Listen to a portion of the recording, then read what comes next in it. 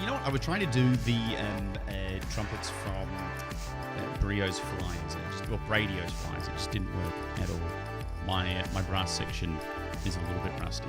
For a second, I thought you were trying to do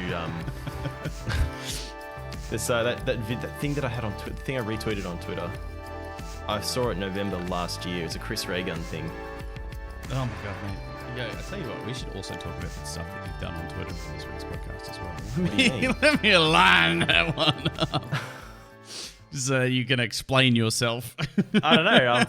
I've sent a bunch of shit on Twitter. I've been ripping on PUBG's devs. I've been making making fun of myself a bit. I don't know. Absolutely. I think it'll be a good time. But right. Or you can do the intro. Get into the meat and potatoes. I will explain my tweets as you bring them up because I don't know which ones you're talking about.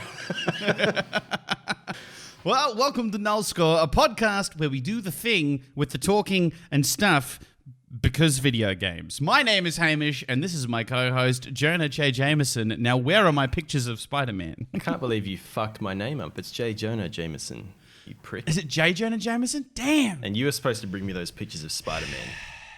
I was supposed to be. That's right, actually. Peter is supposed to bring you pictures of Spider-Man. I completely butchered that meme. How did you fuck that reference up so bad? God damn it. J.K. Simmons is fucking dying right now. He's got cancer because you did that. Because of how badly you fucked that up. I was watching the Sam Raimi Spider-Mans like the other day. And there's so many good scenes in that, like where the Green Goblin and Spider-Man come together and work together in the third movie. He's like, "Go, buddy!" and like throws him. Oh, so good, so good. Just the bromance in that is top notch. I just like all the what's his name? Fucking cameo, Bruce Campbell cameos. Yeah. No, Ash from Who's Evil Bruce Dead. Campbell? Oh yes. Yeah. He was the announcer in the first movie, like the cage fight announcer. Yeah. The second one, I think he was a rude waiter or something, or like maybe not a waiter, but a fucking like maitre d' or whatever the fuck they're called. Oh, maitre d'. Yeah. And the third one, it was either the waiter or the maitre d'. I can't remember which one it was, but I know he was in all three of them. There you go. Just you know what he was cameos. in the third movie? Leave a comment below or tell us on Twitter. I can't remember. He was also the narrator in the game. Did you ever play the game on like Xbox or PS2? No, I don't think I did. All through the tutorial, he's the narrator, and like for some of the game, I think as well. It's really weird. Spider-Man games are either like a massive hit or a massive miss. Just terrible, yeah. Yeah, there's like no in between. I don't think there's an average Spider-Man game. There's like a good Spider-Man game, like Spider-Man PS4. Like that was apparently really, really good. People really enjoyed that one. And then there's just like the garbage fires that you never hear about. There was two really good beat 'em ups on Super Nintendo as well. I think they were Separation Anxiety with Venom and Maximum Carnage is the other one. They're a lot of fun. So. Anyway, I keep cutting you off from getting into this list of shit. So what do you want? I keep trying to do my like big loud lead in, like anyway. And then you're like, yeah, man, Spider-Man. Do you know what I have to do to like bring your volumes down to an acceptable level? I have to fucking place a hard limit on your voice tracks. And then I compress you a little bit further because otherwise your mumble parts are way too quiet, and then your parts where you yell are fucking clipping. Like that's what the limiter does. It drops you down. Look, a professional would say I need to be more consistent with my volume, but I've just got range. I've just got range, man. And then I take that range and I fucking crush it. Do it a squish. All right, man. So, pick a topic. Let's go. Today on the docket, we have a few things we want to talk about. I know we want to talk about the 30 series. NVIDIA has come out with a series of new graphics cards. For those of you that don't, do a whole lot of PC stuff, don't worry. We'll break it down so that you understand what this means in real world terms. A massive, massive member of the Twitch staff has been pulled aside with big sexual assault allegations. There is a suggestion they may have been fired, but we don't have a whole lot of clarity there. I want to talk a little bit of a recap on the Leafy ban. Because we found out live whilst recording that Leafy had actually been banned off of YouTube. I think we saw it within about an hour of it happening. So there was a bit of an aftermath after that to do with freedom of speech in terms of use and private company versus public entity. And I want to talk about that as well because I think that's really interesting for the space. But I wanted to start off with something that I completely missed in the weeks beforehand, and it's to do with Microsoft Flight Simulator. Have you seen any of the stuff about this? I've seen some of it, mostly like benchmarks and people complaining like my 900K and 2080 Ti only runs the game at fucking 40 frames a second. Like, well, why? Like, firstly, I don't understand how this is a game that people get that much enjoyment out of. Like, I guess for like people who are hardcore into flight sims and shit and have like, little cockpit setups in their house and shit. But so many people were playing it that I didn't really fully understand why. Like, what are you guys getting out of playing this with a keyboard and mouse? Like, well, I will tell you. I'll tell you what one of the massive drives was, which then led to the Melbourne monolith and all hail the Spire. Okay, Jesus. So that was a fantastic meme for a little while. I'm going to bring you up to speed. So what happened was Microsoft Flight Simulator released to a massive, massive reception on Twitch. The reason why, and I think what Microsoft Flight Simulator was doing a little bit different to other things, is it pulls its map data from Bing Maps. So you could fly basically wherever you wanted in the world, and it would generate a real-world environment by pulling data from Bing Maps, right? However, Bing Maps would also use like certain, well, obviously they use data sets, right? But it's not just like satellite imagery. So Bing Maps would rely on, certain like information about certain buildings to figure out, how to generate it. Yeah. So like how wide it spread across XYZ lot, how tall it was, what kind of shape it was, yada, yada, yada, right? Otherwise you would just have like, the Sydney Opera House would just be a cube, right? Because they don't know like how to generate that shape like from photos, right? Yeah. One of the things that's particularly interesting is that typos in this information can cause really, really weird shit. And for a very long time, people were flying around and nobody noticed anything out of the ordinary until one streamer decided to fly over Melbourne, all right? And they went back down to Melbourne. For those of you international listeners, Melbourne is the capital city of Victoria, which is one of our southernmost states, bar Tasmania. And there was this spire that stretched up out of the city and scraped the sky. Huge, massive. Okay, we're talking like ridiculously huge, like an obelisk that was just insanely tall. And no one knew what it was. So in the internet's infinite wisdom, people started to share clips and images of the now known Melbourne monolith like stretching into the sky. And then people were posting these memes where they were using the accents from like, how in French they'll have like actually in cafe, how there's a little accent above the E? Yeah. Yeah. So people would stack those accents from either above or below the letter and create these like Illuminati revealed effects for each letter. And it would just say Melbourne monolith or monolith revealing the truth. Like it was all like cult Illuminati religious meme. It was fantastic. One of the coolest things I've ever seen. Turns out what happened was a bloke by the name of Nathan Wright made an edit to OpenStreetMap, which is like, it must be like a GPS tracking piece of software or whatever, which then Bing must pull data from, right? So instead of this building in Fawkner having 2 levels, it had 212. And so the Melbourne monolith was born. It's in general discussion now on NULLSCORE. Yeah, so if you guys want to check, if you guys want to check it out for yourself, you can have a look. Is this what you're talking about? Is this the picture that you're like? Can you see this? Yes. Yeah. That's look it. at the shadow from it.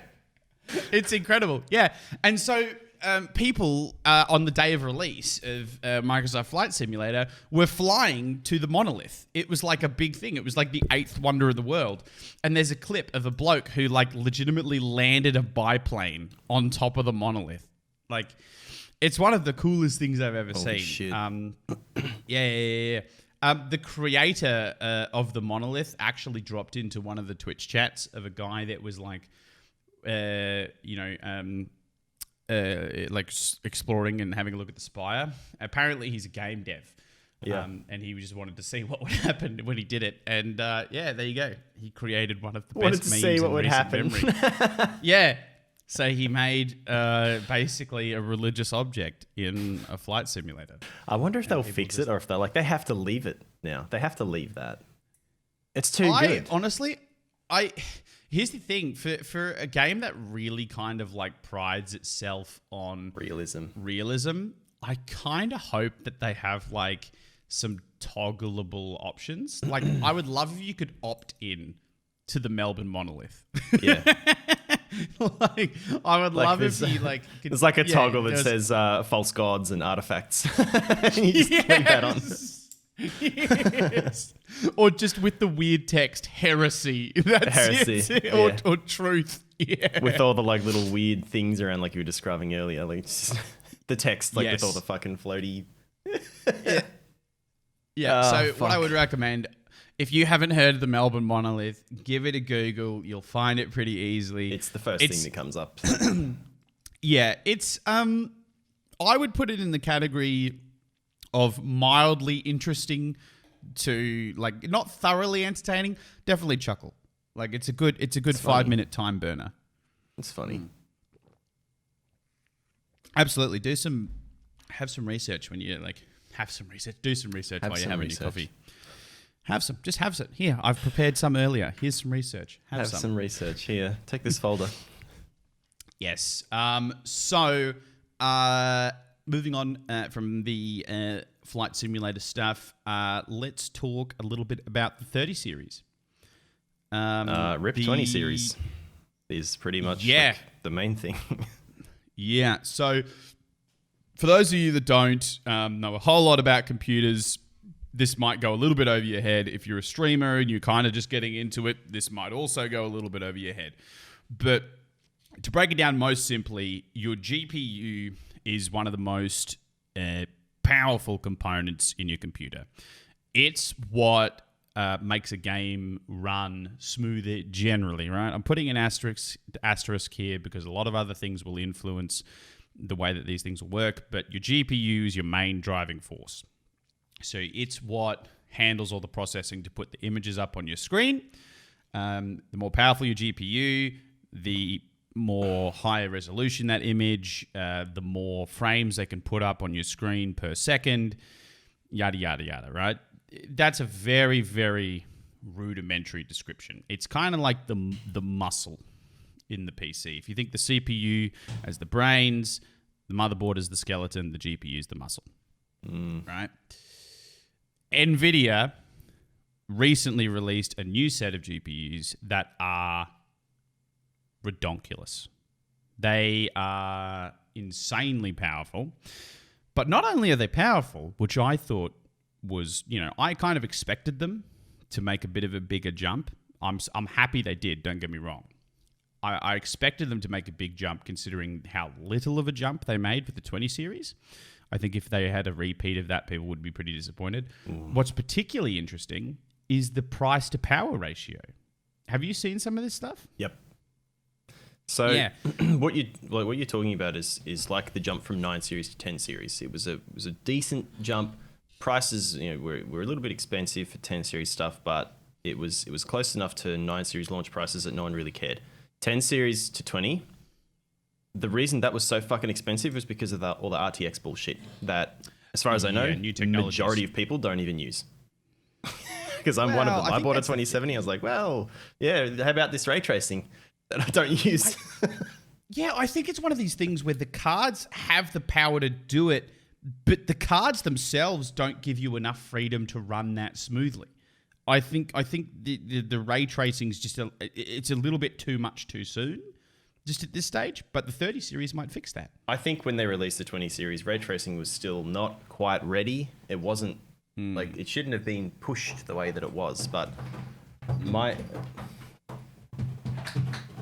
sorry, the cat. Can you hear her fucking? Is that a cat? Yeah, she's I fucking can. destroying the office dividers against the wall here to help deal with some of the sounds bouncing off. And she just, for some reason, there's like 5 or 6 scratching posts in the house, littered all throughout. 2 of them are directly behind my head. You can see them when I point at them here.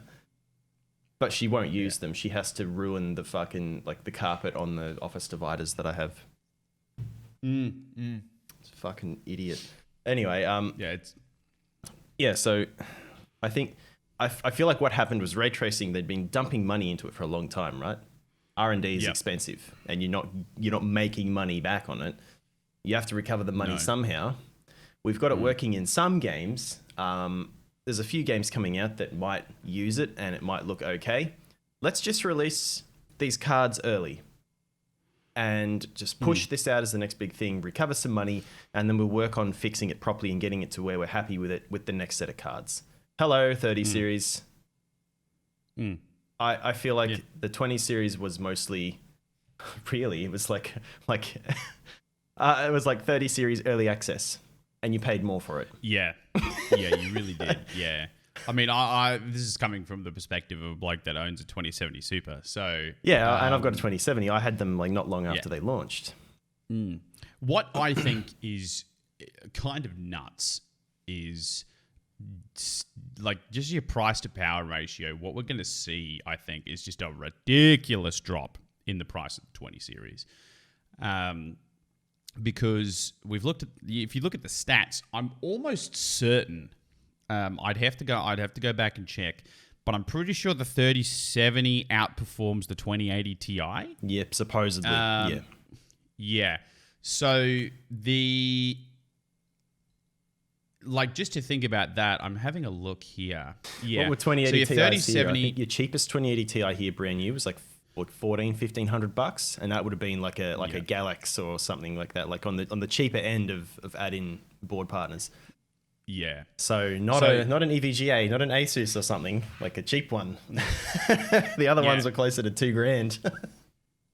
Oh, here we go. So I've just pulled up from NVIDIA. So these are NVIDIA's stats, which take with a grain of salt. But basically, they've put together a graph which is relative performance, right? Which is easy for the general public to understand, right? Yeah. So the way that it works is they run a game at 4K with an i9, and then they get X result, and that becomes a value of 1, right? So that's what the value of 1 is 2070S. So whatever my card will do at 4K with an i9 CPU, which is what I'm using, by the way, is a value of 1, right? And then they replace the card with a more powerful card, and then it might be a value of 1.1, 1.2, 1.3, whatever. And that would represent that card being 10, 20, 30% more powerful. So they've done it for, I'm looking at the numbers here, and for a game, let's take it from Doom Eternal, right? This is a game that both you and I have played. The 2070S at a value of 1, the 3070 has a relative value of 1.4, so about 40% increase in the relative power between a 2070S and a 3070. And then a 3080, I'm estimating here, looks at about a 1.8, 1.9. So you're looking at almost double the power in a 3080, which is nuts. The 2070 is up the front end of what you can do with the 20 series. After that, you've got your 2080, which is about on par with the 2070S. You've got a 2080S, and then you've got the 2080 Ti. And the 3090 is just blitzing that. These guys actually haven't included the stats for the 3090. Doom Eternal, 3080 runs at about like 1.8. To be honest, I think 3090 is going to be the kind of thing that we know it's going to be nuts. So what's going to happen is the guys who were rushing out to buy Titans, like and buying like the buy limit on Titans last couple of gens, that's what the 3090 is aimed at, because they're $2,500 here. for one card. Yeah.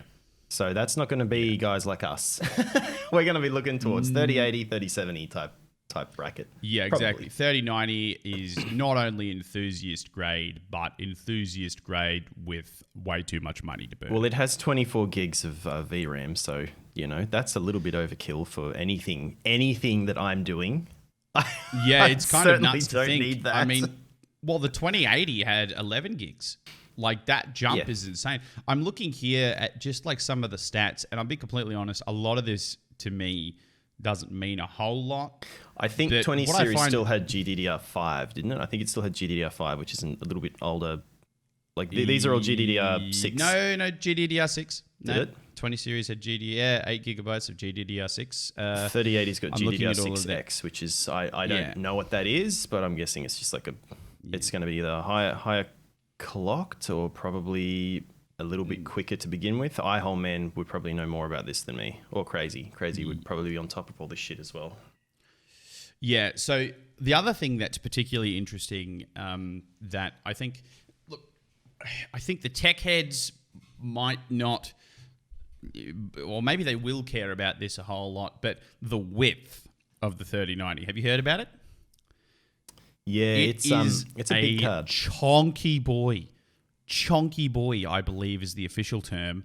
Once again, though, so guys using that kind of card, they're going into they're putting them in cases with either full size ATX boards or like the eATX. Have you seen eATX boards? I have.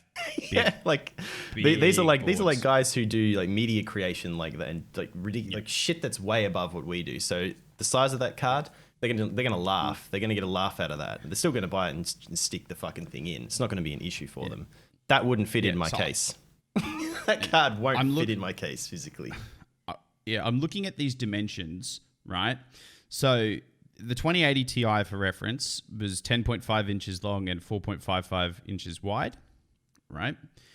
The 3090 is 12 inches long, 5.4 inches wide. But here's the crazy part.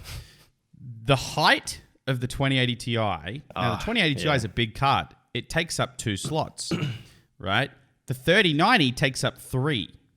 I mean, it depends. So not only this is talking about founders cards too. Like, yeah, there's 2080 Ti's out there that are like my 2070 is a 2.5 slot card. It takes up 2.5 fucking slots because of the fan, like the cooling setup on it. So there could be 3090s out there, like once EVGA get their hands on them, that have 3.5 fucking slots. Like, they're just ridiculous cards. Like, we're starting to, it's starting to get a little bit silly, I think. Like, how the fuck, how do you fit everything else? Like, that's now taking up one PCI Express slot, fair enough, but it's blocking off 2 or 3 others, I think at a certain point they're probably going to, like, I think this is with all technologies, is eventually they'll hit a wall or there'll be some breakthrough that will allow for size to better cooling come way down. Is probably better cooling is probably what would do it. Yeah. So once that is achieved, you're going to see a pretty significant change. But just for the moment, that's not the case. I've got another real world example here for you. Did you say? Hold on, I have to ask again. Did you say the 3090 is 12 inches long? Correct. 12.3. All right. Well, we've got the NVIDIA Ron Jeremy edition. Yeah. It's a big boy. Ron Jeremy. Ron Jeremy comes with extra mustache. God, I've totally forgot. Yeah, real world example. Doom Eternal. Again, that both you and I have played. On a 2080 Ti, you can run Doom Eternal at 4K max settings, and you can punch about floating between 95 frames per second. All right? That's pretty damn good. With a 3090 in there, you can hold a steady 130 to 140 frames. Yeah. That's nuts. That is insane. Every frame at 4K ultra settings, that's worth its weight in gold. The fact that you can stack an extra 50 on it, whoo, baby. I don't know. I guess like it still leads me to question like, why do you want to focus. I suppose that's like the tech demos. Remember the old tech demos that used to be released every now and then, and they'd be like, look at how pretty this thing is. Like, yeah, okay, but what's the real world use for that to most of us? Like, that's not interesting to most of us. That's more interesting for game devs and people like who do benchmarks and shit. The average users, they don't care about check out this sphere that we've got like all these lighting effects on, and it doesn't mean anything to us. Yeah. Well, that was the thing I was talking about. Is I was watching a Harris Heller video about it this morning. He was talking about whether you as a streamer should buy 30 series cards, and his point is a very stock standard, obvious cookie cutter response. Yeah, which it's basically like, if you like spending money on game stuff, buy it because you like having fun, right? Yeah, but there are very limited scenarios where you as a streamer want to upgrade that high. The first is if you were going to do it anyway as a enjoyment thing, right? Which really isn't even a consideration as a streamer. But the very fringe case scenarios are basically, if you have the capacity to do so, where you don't care if it affects your stream numbers or not, like don't buy a card, to change your stream numbers. But if you're a professional, so if you need to squeeze out every single frame, you want higher res, that's going to help you click heads better or faster. Absolutely. Then, that's worth it, right? Because that's just tools of the trade, best gear for the best players, yada, yada. Right? But in a lot of scenarios for streamers, games right now, unless you're running like a single PC setup, like I am, for instance, and you're running very high-end games at a high like quality, and your stream quality is really high, like your bitrate and stuff, you kind of really don't need it. Well, that's what I've said to lots of people before, man. The amount of people who've like asked me like, what should I upgrade? Because they've seen my stream, and while the leaving content itself, it's smooth. Like my stream smooth. is pretty fucking smooth. That's because it's a technically well put together stream. Yeah, but there was a lot of decision making in that like I made the decision very early on to go dual rig, because I knew that if I wanted to play shooters at high frames and like decent quality, I would have to either build a fucking monster rig, like single PC, or just completely take OBS and the streaming or recording side of it away from that PC and offload it onto another machine, which is exactly what I did. Yeah, well, do you want to explain people that maybe don't do streaming themselves why or what the benefit is in having a 2 PC setup? Well, OBS has to, obviously it has to capture whatever the fuck's happening and then encode it and turn it into either a video file or into a stream that then gets shoved out to fucking YouTube or Twitch or wherever the fuck else it is that you're streaming to. That uses CPU power. Or if you're that's the software that does the streaming. Yeah, so this is what captures your desktop, layers on all of your effects, your overlays, your camera and whatnot. But there's different streaming, so like Streamlabs OBS, but whatever the case, whatever your streaming software is, it doesn't matter what one you're using. It uses up CPU. It uses up graphics card if you go that way. If you're using NVENC or fucking whatever you want to call it. Yeah, NVENC's the new one. Then that uses your graphics card if you've got an NVIDIA graphics card. So you take a performance hit there. One way or another, the PC that you are recording on or streaming on takes a performance hit. Now, if you're playing games on the same PC and the game is very demanding, they're going to be fighting over resources. OBS will be at odds with whatever game it is that you're playing. So it was a big problem for Apex early on. A lot of people on single PC rigs were having so much trouble with Apex streaming it. Modern Warfare is very demanding. Tarkov was a bad one for a while. I think it's a little bit better now. Yeah. And for me, it was Elite Dangerous. Fucked. Like, it just would not do it properly. The people you're talking about, single like PC guys, absolutely fucking buy a 3070 because it's probably gonna like not only is it a much stronger card, but there's new encoding stuff. I haven't looked into it. Yeah. I don't want to talk too much about it because I haven't read into it too far. There's more info still to come for that. Yeah. Epos Vox, looks like he's had done a bit of a dive into it, and he's fucking excited. And I would probably trust his judgment on something like that because that's what he does. That's nearly all he does. Like, yeah, that's his Harris thing. is a lot of engagement and alerts and stuff to make things look pretty. Whereas I think Epos Vox is Adam. He's more technical side, like how to make things work properly and smoothly and have no issues. So these new cards are probably worth it if you're on a single PC rig. That's more from the side of like making the stream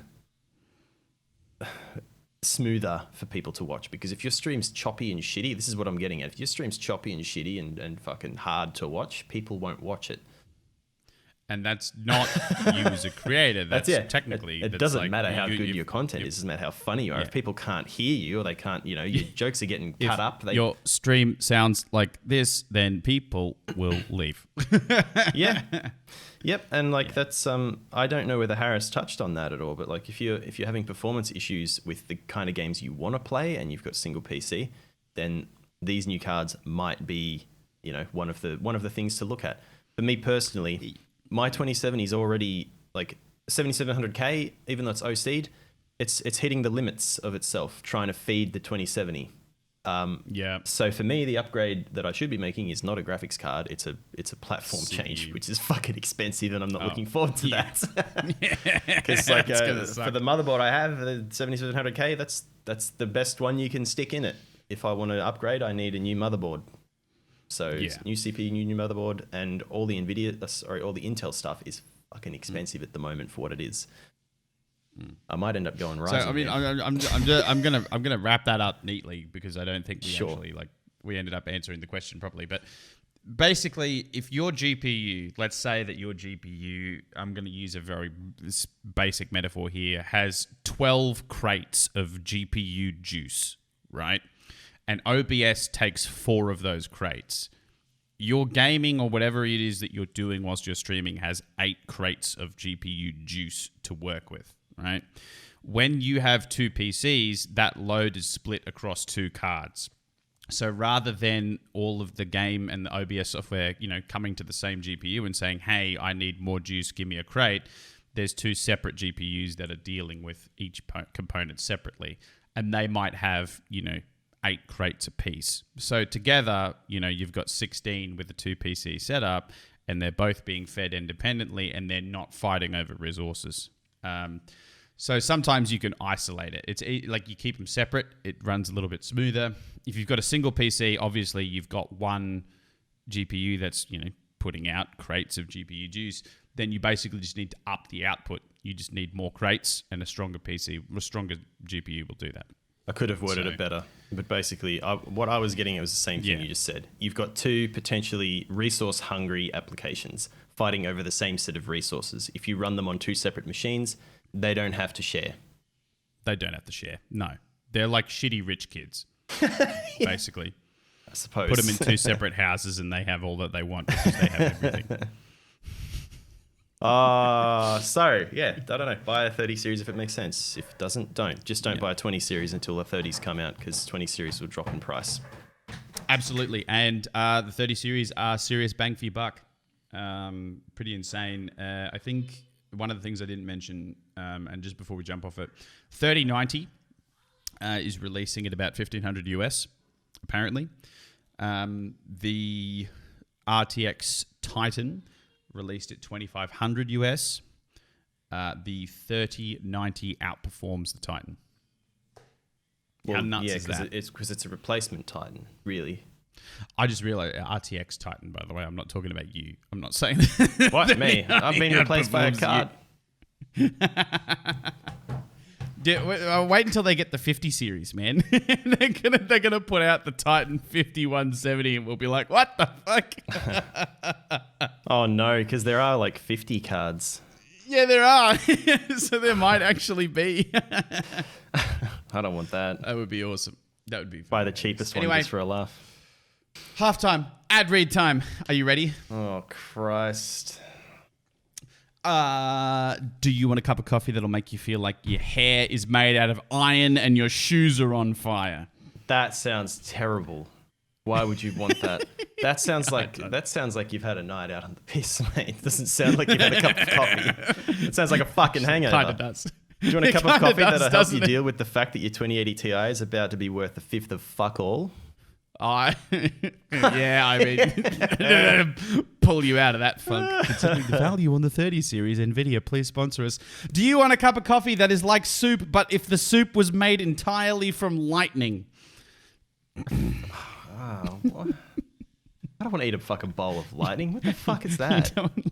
Lightning soup, dude. That'll get you going. It'll keep you up, ready to go. That'll give you strength when Hamish does those terrible vocalized brass section sounds again, even though you hate them and he knows it.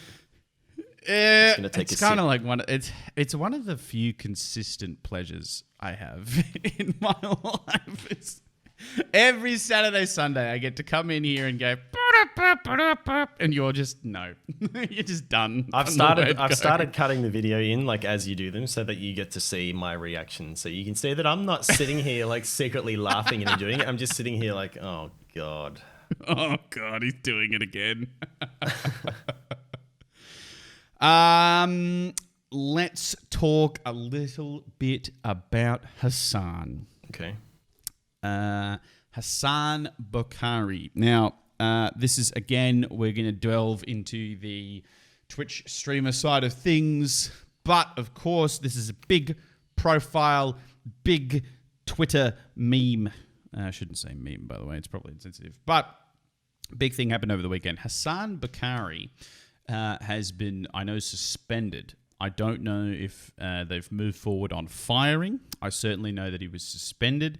His Twitch channel has been banned as a result of some sexual assault allegations that came out.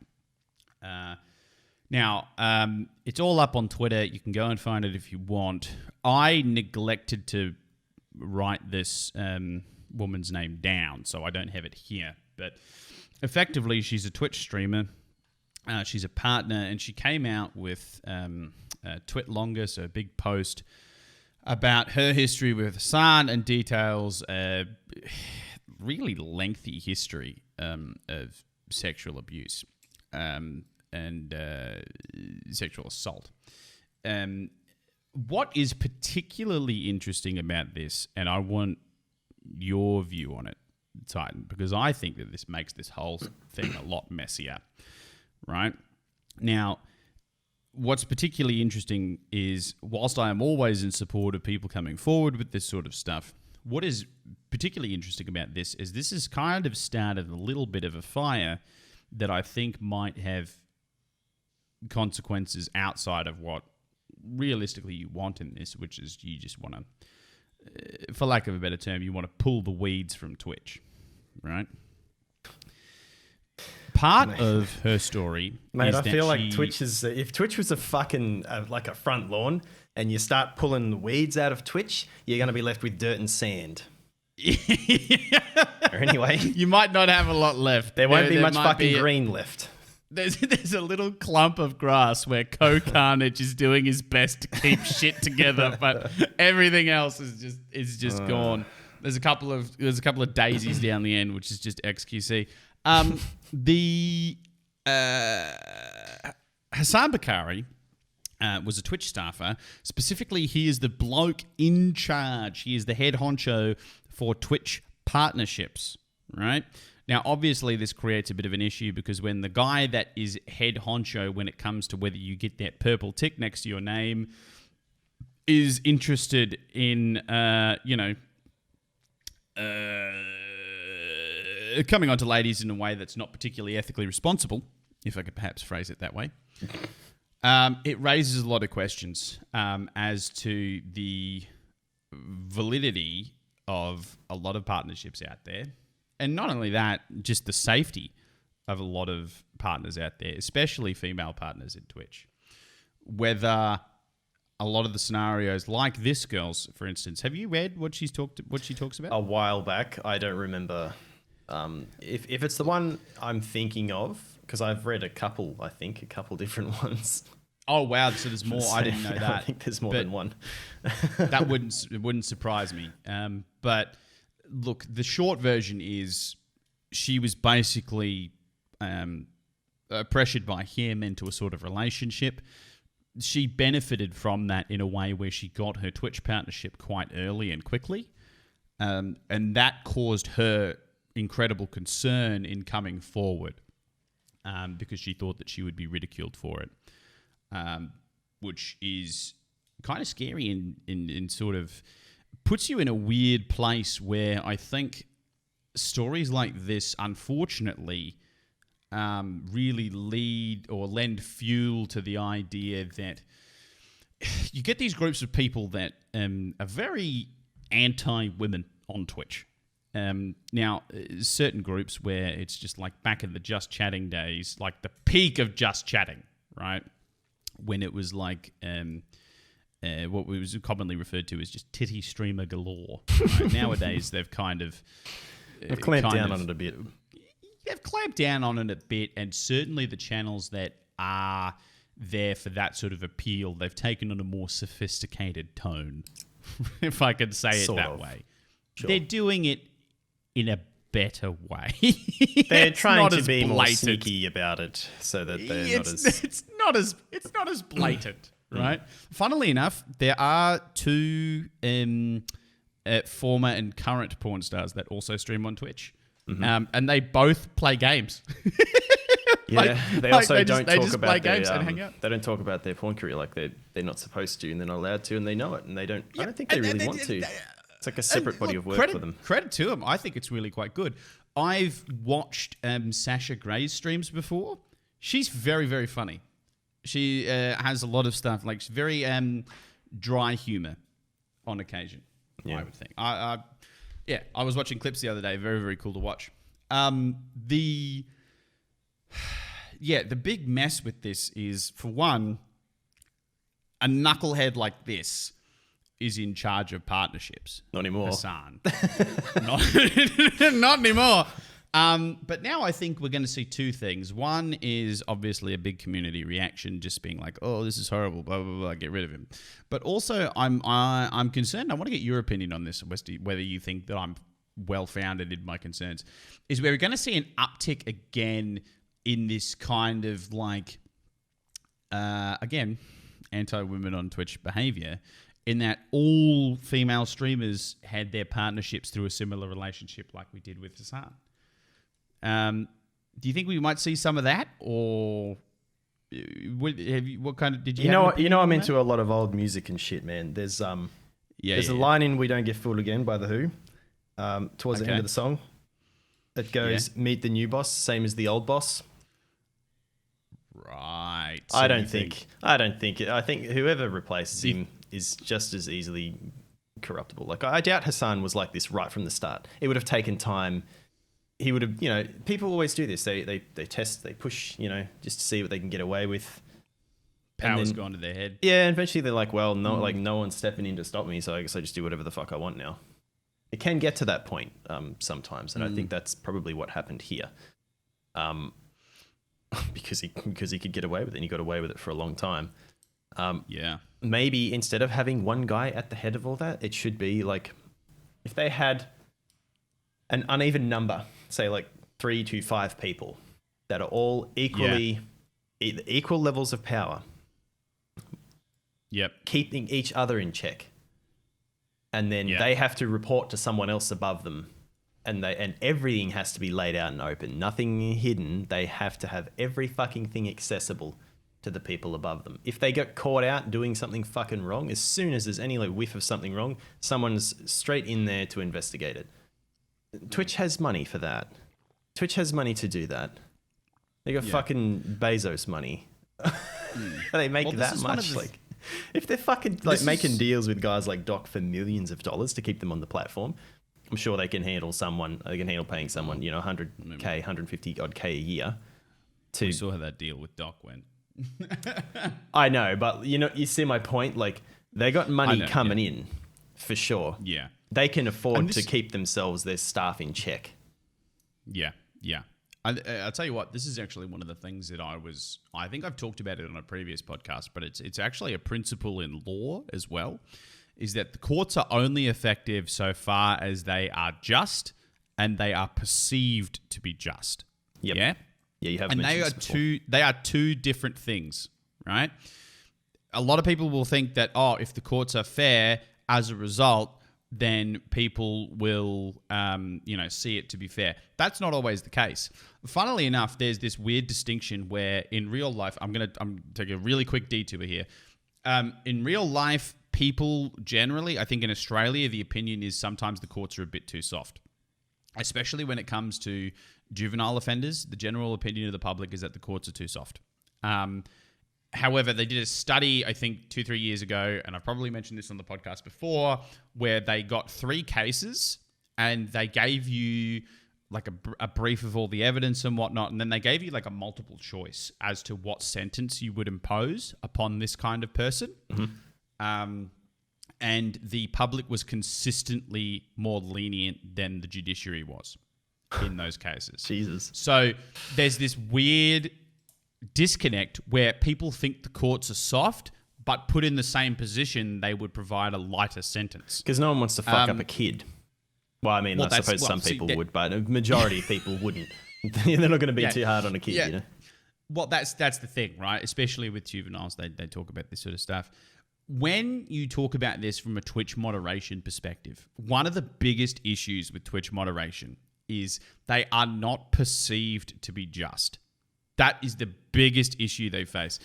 That's a fucking understatement.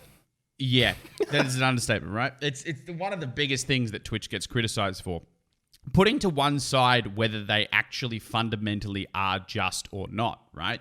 Twitch swears up and down the wall that it has a moderation system that works. And I think I spoke about this really early on. It might be about 15, 20 episodes by now, but they have a system for this sort of stuff for bans. Now, bans is a little bit different to partnerships, but you would apply the same process, right? Which is you would apply different people in each scenario. You have a specific written matrix that you follow or criteria that you follow. So you limit the amount of personal interference that each person can, have in a matter, but you allow enough wiggle room for human understanding, right? In applying the criteria. Yeah. So that you don't get any like weird exceptions just based on the letter of the law. Twitch never explains itself properly. Never. Did you know that Twitch does not respond to what you say your ban is about? Did you know this? Yeah, I know that. So Twitch will send a streamer a ban letter and they will say, you have been banned for, nudity on stream, right? You've been banned for nudity. That streamer can then turn around and say, hey, I got banned because I had a sponsored section and I didn't say sponsored. And Twitch will not comment on that. They won't correct the record. This is what's particularly interesting, is they don't do themselves any favors by basically letting people say whatever the hell they want. Yeah. There was a really good example. A few podcasts ago, we talked about Fork Girl. Fork Girl is a cosplay streamer. And she was originally banned for like nudity-esque content because she's a body painter. Yep. Right? And she went on a big Twitter crusade, and eventually I think she got unbanned and had it lifted and yada, yada, yada. Now, here's the thing. We don't know what Twitch was saying. Now, credit to her. I understand that she might be a good person. I don't hang out in her stream, so I don't know what she's like, but I'm sure there are a lot of people out there who really like her and think she's a great person, right? Mm-hmm.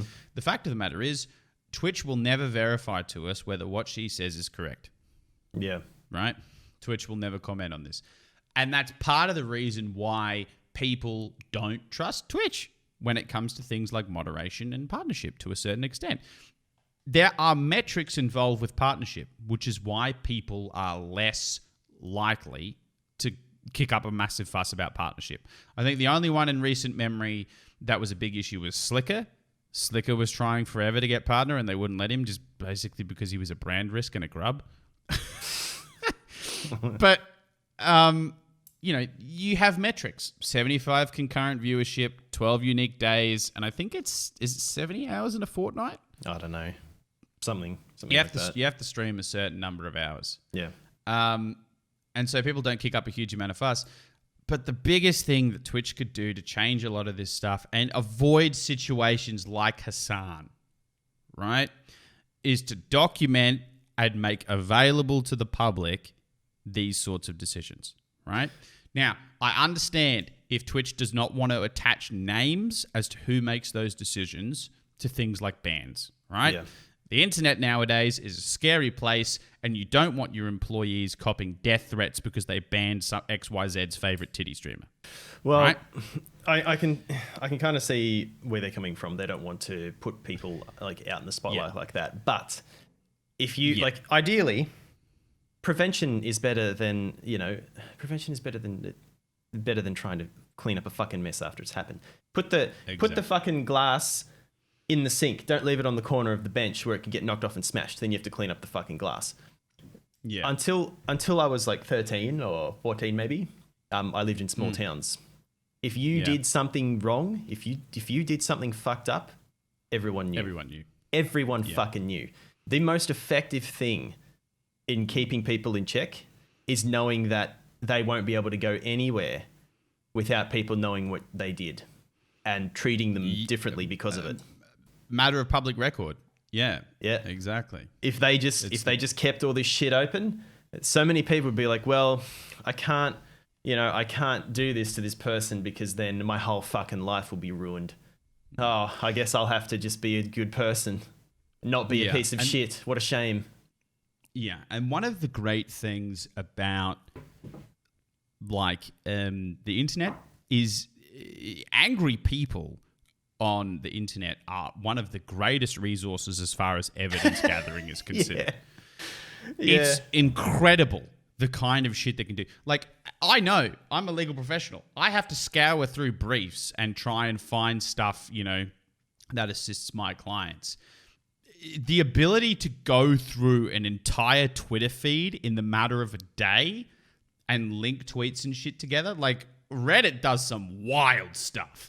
Just purely through sheer manpower, they can scour through stuff. If you're looking at a ban, right? If you're looking at a ban for a streamer, again, I'm going to use this subject because it's very easy to apply. Actually, you know what? Let's say it's harassment, right? And let's say that Twitch has a list of no words, okay? Twitch has got a list of spicy gamer terms that you cannot say on stream. Right, and then Reddit goes and finds all the examples of somebody saying a spicy gamer term, right? Twitch then decides, okay, this person's breaking the terms of service. It's a pretty severe violation in this case. Let's say that they've said 100 spicy gamer words, right? They say, we're going to ban him, right? We're going to ban him for harassment, verbal abuse, I don't know, hate speech. And we're going to say he spoke in an inappropriate manner on 100 different occasions, saying things such as blah, blah, blah, blah, blah, blah, blah, right? At that point, I think that they've probably serviced it enough. Yeah? Mm-hmm. They've put out enough of a description that the internet, if they want to, they can piece it together themselves. But they've been clear in what the ban is about, who is being banned, and why. And what's beautiful about that is not only is it immediately clear to the people. Now, they don't necessarily have to agree with it, right? People will always bitch and moan and say that it's bullshit, right? But at least it's clear. And then, this is the beauty of what you can do once you've done it once, is you can cite that as a reason to do it again, right? And you can appropriately scale from there. So let's say that somebody then says 200 spicy gamer words. They get banned, right? Let's say somebody says 20 spicy gamer words. Maybe they get suspended for a week, Yeah. right? But then once you've got that precedent built up, you can then put that there and say, this is what the punishment is. This is why it's not done. Because then it's clear and understandable for both the people that are working within the system and the people that are outside the system looking in. Yeah. It's also very clear to sponsors and whatnot, right? Now, if you want to be Twitch and then say, look, you know, you say one spicy gamer word, you get suspended for a day. You say it again, 3 days, you say it again, you get permabanned. I feel like Twitch's ban system, they must have like a stack of chance cards like Monopoly, and they just fucking grab one off the top and go, well, yep, it's here you got a week. Well, see, here's the thing: Twitch has an incredibly complex and well put together system for bans. Did you know this? They don't stick to it though. That's the problem. Well, here's the thing: no one knows. It's actually really, really well done. They have a person that says what the rules should be about. They have a person that drafts the rules. They have yet another group of people that implement the rules, and they're on a rotating roster, and they usually don't know who it is, and they're different people every time. And sometimes in bigger profile scenarios, they have multiple people review the same ban.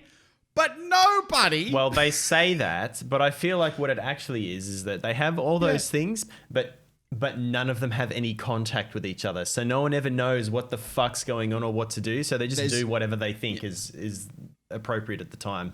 Yeah. There's no communication. There's no clarity. And this is why I brought it up. The only way that a system like that works is if it is, one, just or fair, right? It needs to be that first and foremost. But in almost as equally important as that is it must be seen to be just. Because if people don't have faith in the system, then all of a sudden they just don't care and it holds no weight. Well, that's the problem, isn't it? Is that everyone just views it as a fucking joke at this point. Like, the amount of memes going around, like, oh, you know, say if you accidentally show something accidentally show a nipple or something. Let's say that you're putting a pillow under your shirt.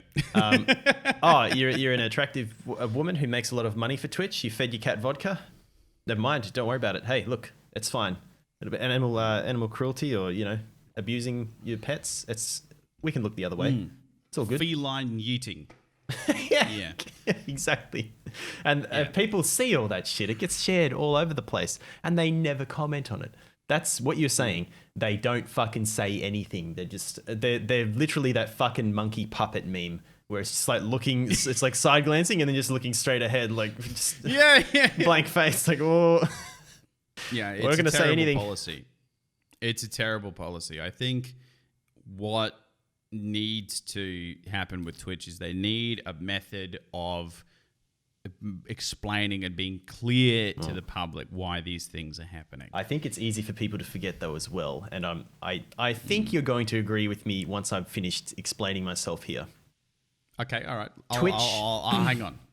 Twitch doesn't owe any of us anything when it comes to that because they are a business. They're not a free, you know, public service. They're a fucking business that's there to make money. And of course, they're going to give more attention to streamers who make them more money because they produce more compelling content, which, I mean, I'd argue against that in cases like Alinity, but whatever. People are engaging with it and throwing money at her, and Twitch gets a cut of that. So, of course, that's where their resources are going to be focused, not on fucking hairy, smelly-looking bastards like me, because I don't make them enough money for them to give a shit about. So if they ban me and I start kicking up a stink, they don't owe me an explanation why. They can kick me off their platform permanently without reason, and there's nothing I can do about it. Yeah, I mean, they're a private company at the end of the day. They don't owe me shit. Look, the question from there is like, does your public image affect your ability to, you know, make money? And in Twitch's case, apparently the answer is no. If the answer was yes, they would have fixed it a while ago. But you're right. Yeah. It just frustrates me. Like, it's annoying, with this day in, day out. But and I mean, not even like in the same way that fucking taxes are annoying, dude. Yeah, you just have to deal with it. Like, it doesn't even require a fundamental change of their process. Like, you just need to hire like 10, 12 people to communicate what is happening in the band team to the public. You know, it would make so much sense Well, that's the other if thing. they just had a section, like a blog or a forum, where they listed all the bands for what reason and then cited why or when they got banned. Right? I'd be guessing that at some point, whoever is reviewing the situation and they'd have to type out some sort of report or something on their findings. Put those reports there. Just put it there. Like, I bet you it's in professional language. I bet you good money there's not a bunch of people sitting there banning people and going, said the N-word, Keck W. Like, it's gonna be like a decently professional report. Even if you just dump it there in this, like, you know, forum blog space, so it's a matter of public record. One, it'll add weight to the bands, like you said. But two, it's going to make it so much clearer. I mean, I don't know. Look, dude, we got so off track. Hassan Bakari, obviously, scumbag, by friend.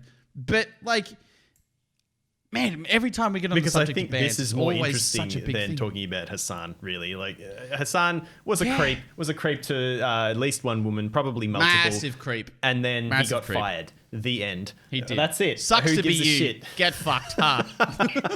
The fact that, like, it's every time any ban that happens, we almost talk about the same fucking thing, I think. And, like, it's...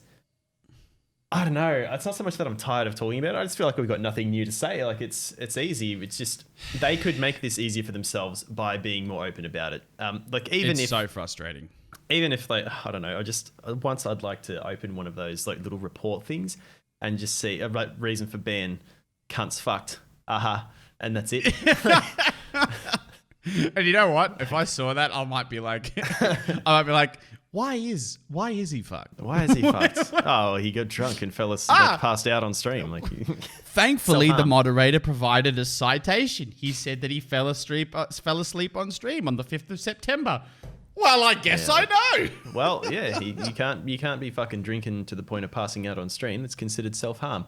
But anyway, like, there's heaps of shit that they could do to fucking, and I feel like that wouldn't be too difficult. Maybe there is some shit there that they don't want uncovered because it would hurt them to have that out in the open, for people to see the way they do things, because that would cause them even worse PR. Yeah. There must be a reason that they keep all that shit private, and the longer that it goes on this way, the worse it starts to look for them. It starts to look like what are you hiding? Why is it so? Why don't you want us to? What don't you want us to see here? Yeah. Why is it like that? Would you like to read comments? I mean, there's only one. And it's mono.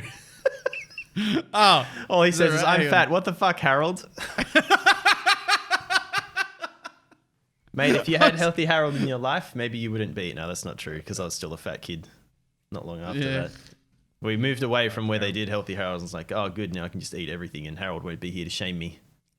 Yeah, if you guys missed last week's episode, we talk about Healthy Harold, who was a puppet giraffe that ran around in a van, and you packed 20 kids into this tiny van, and he said, don't do drugs.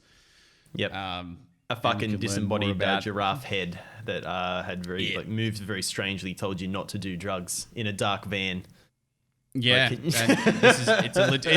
this isn't even a meme; it's a legit thing. Yeah, so a lot of Australians will tell you the same thing. They all experience it in private school. So not private school, fucking primary school.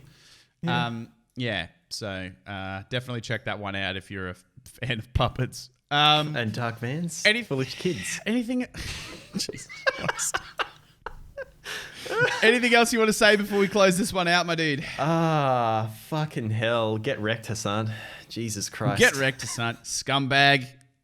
Fucking no sevens in chat for him. See, the funny thing is, like, looking at him, he just looks like a normal dude, but his behavior is what I feel like heaps of chicks probably expect when they would see pictures of me, or like see me probably like, oh God, like he's he's definitely a creep. Like, do the creep. Look at his hair. And fucking enough grease to fry a griddle. Oh, fuck. Rightio. Well, if you guys want to yell at us on Twitter, you can do so at... Good Lord, I have to go and find your handle because you're bloody Twitch handle and your Twitter handle are different. You can yell at us on Twitter at Titan_5150 or at Viscerous TV. Of course, you can also yell at us live. Twitch.tv T1 TAN 5150 or Twitch.tv/Viscerous TV. There's the NULLSCORE channel on YouTube. Just punch in NULLSCORE, all caps. Got that beautiful blue and red logo. It's also available on all good audio platforms, Spotify, Apple Podcasts, etc. Anything else before we close this one out, Jim? Yeah, all hail the Melbourne monolith. All hail the Melbourne monolith. Truth. Fucking with all of those accents and whatnot. In any event, we will catch you guys next time. Have fun flying around 212-story buildings in India. Thanks for watching, guys. See ya. Thanks so much. See you. Can you imagine, like, if the building actually did exist? Like the shadow that thing would cast. Fucking nutcase. Like, it looks like it's in like a small residential area too. Like, imagine going to the council with the plans for that. Like, there's all these like 1 and 2 story places. Like, yeah, I want to build a 212-story tower in the middle of this. Like, absolutely not. No. Why? Because truth. What if somehow, a couple $100,000 just somehow appeared in your bank account? Like, would that change your perception on things? Because any man who has, or woman, I suppose, I'm not sexist, but any person, any lunatic who has enough money to want to build a fucking 212-story tower in the middle of a residential area probably has the money to bribe their way into it. So bribe everyone Get involved. It done. Yeah. Melbourne monolith. Build it and they will come. Why do you want this? Why do you want to build this here? But look, it doesn't matter why. I want to build an affront to God. I want to build a giant metal middle finger. That's what I want. Yeah, that's pretty much what it is. All right, let's get the fuck out of here.